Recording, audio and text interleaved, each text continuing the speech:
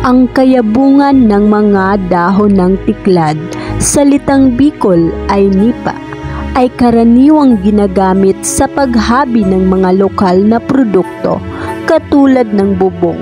Ang ganitong uri ng palmera na matatagpuan sa mga bakawan na isa sa hanap buhay ng mga lokal na artisano, tinatawag silang paratiklad. Ang mga paratiklad ay naglalaan ng maraming oras at pagod para lamang maisagawa ang ganitong produkto. Gayunpaman, ang pagpapakita nila ng kanilang trabaho ay pagsasabuhay ng isang lokal na manggagawa ng tiklad. Isa sa mga lokal na artisano ay si Nanay Marilu Parcia, 57 gulang, isang paratiklad sa bayan ng Dulo, San Jose, Camarines Sur. Natatangi ang paggawa ni Nanay Marilu sa mga bubong na yari sa tiklad sapagkat natutunan niya ito noong 13 anyos pa lamang siya. Kinamulatan niya na ito sa kanyang pamilya na ang hanap buhay ay pagtitiklad. Ang asawa ni Nanay Marilu ang kumukuha ng mga gagamitin sa pagtiklad. Ito ay tinatawag nilang pagsasagasa.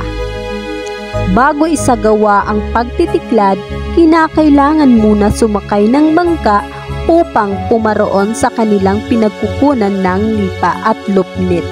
Para malaman namin ang kanyang ginagawa, sinamahan namin si Tatay Eddie Parcia, 62 taong gulang. Sinasagupa ni Tatay Eddie ang mga putik tubig sa bakawan. Sa pagkuha ng nipa, ginagamit ni Tatay Eddie ang kanyang itak upang kumuha ng mga gagamitin sa pagtiklad. Una, gumawa muna siya ng lagayan ng nipa. Tinatawag nila itong sarayan. Nilalagyan nila sa baba para hindi malagyan ng putik ang mga nipa. Pagkatapos, tinatanggal na ang mga dahon, tinatawag nila itong pagrarasdas.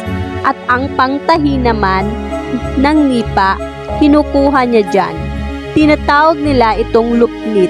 At pagkatapos kumuha ni Tatay Eddie ng mga kailangan, tinatali niya na ang mga dahon ng mahigpit upang hindi ito magkawatak-watak. Nang matapos na, kami ay umuwi na. At isa pa sa problema nila kapag umulan. Kami nga ay inabot na ng ulan. Inihahanda na ni Nanay Marilu ang mga lupnit upang ipaghabi sa mga pangbubong na yari sa tiklad. Sa kanya pinipili ang 4 na dahon ng nipa at isa sa ilalim at kinakabit sa tangkay ng tikladan at doon niya na tinahi ang mga dahon gamit ang lubnag. Kapag inalisan na ito ng laman, tinatawag na nilang lubnag, ang lupnit. Pinagpapatuloy niya ang paghahabi hanggang sa matapos ito. Ayon kay Nanay Marilu, nakakagawa siya sa isang araw ng 100 tiklad at nabibenta niya ito ng 400 o pataas. At sa aming pag-ikot-ikot, marami kaming napagtanungan tungkol sa pagtitiklad. Kagaya na lang mag-asawa na ito at si Nanay Lilia Postrado, 74 na taong gulang, isang matandang maniniklad ng Barangay Dulo. Habang pinapanood nila si Nanay Lilia, ako ay tumulong na gumawa ng tiklad. Marami pa kaming napagtanungan. Base sa aming nakalap na impormasyon, pare-parehas lamang ang kanilang mga sagot. Ang pinagkaiba lamang ay manipis ang paggawa ng iba, ang iba naman ay makapal. Ang kanilang pagtitiklad ay malaking tulong sa pang-araw-araw nilang panggastos, lalo na't may pinapaaral sila.